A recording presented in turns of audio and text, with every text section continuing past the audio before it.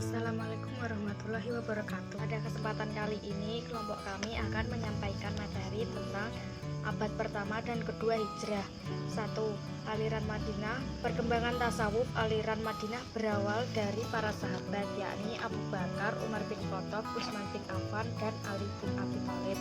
2. Aliran Basrah dengan tokoh Al-Hasan Al-Basri, Rabi'ah Al-Adawiyah, dan Malik bin Dinar. 3. Aliran Kufah dengan tokoh Sufyan An-Tsauri dan Arabi bin Qasim. 4.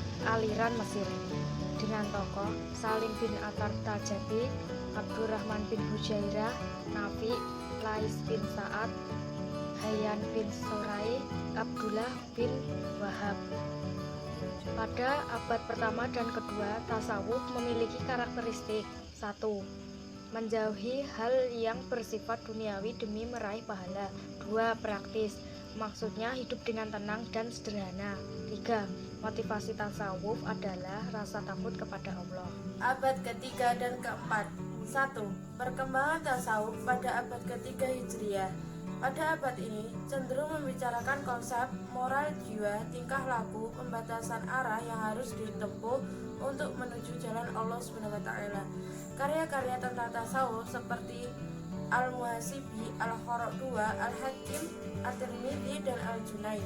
Dan tokoh-tokoh sufi yang terkenal adalah Abu Sulaiman Ad-Darani dan Ahmad bin Al-Hawari Ad-Damaski. 2. Perkembangan akhlak tasawuf pada abad keempat Hijriah. Beberapa ulama tasawuf yang terkenal alimnya adalah Musa Al-Sari, Abu Hamid bin Muhammad Al-Rubasi, Abu Said Al-Adami, dan yang terakhir Abu Ali Muhammad bin Abdul Wahab As-Saqafi. Abad kelima Hijriah. Pada abad ini cenderung mengandalkan pembaruan, yaitu dengan mengembalikannya pada landasan Al-Quran dan As-Sunnah. Tokoh-tokoh tasawuf pada abad kelima yaitu Al-Qusairi dan Al-Hurawi.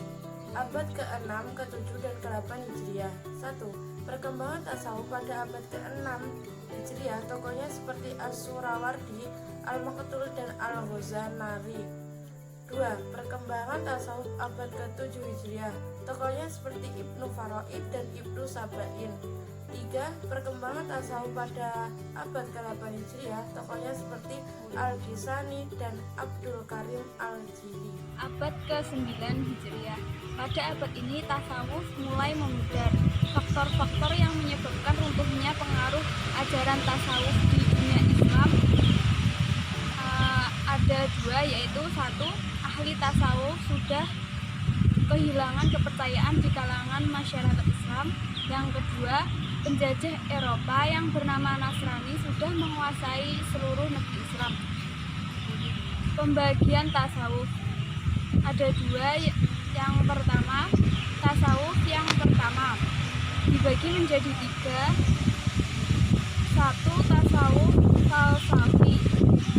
Pendekatan yang digunakan adalah pendekatan rasio atau akal pikiran.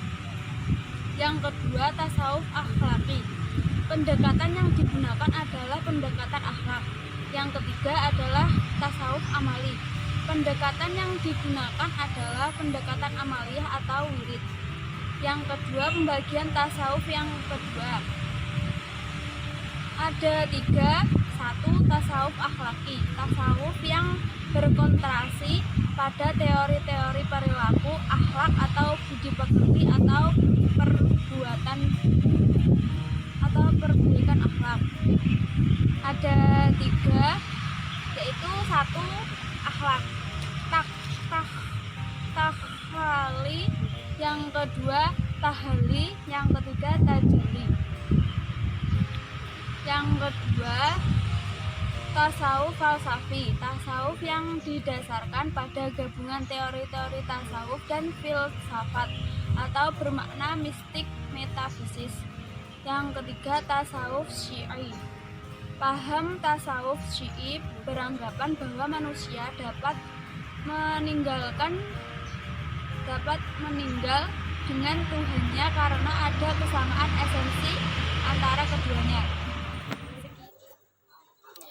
Kesimpulannya adalah tasawuf berasal dari masa khalifah, namun pada saat itu hanya tersirat tanpa ada teori dan lebih ke tingkat perbuatan sehari-hari. Abad selanjutnya mulai dibentuk aturan-aturan, prinsip-prinsip tentang tasawuf. Lalu muncullah berbagai macam karya tentang tasawuf. Sedangkan pada abad kelima, tasawuf makin berkembang. Terbukti dengan adanya aliran tasawuf sunni dan semi-filosofis. Pada abad ini, lebih aktif memikirkan perubahan-perubahan dengan tetap mengembalikan pada Al-Quran dan hadis.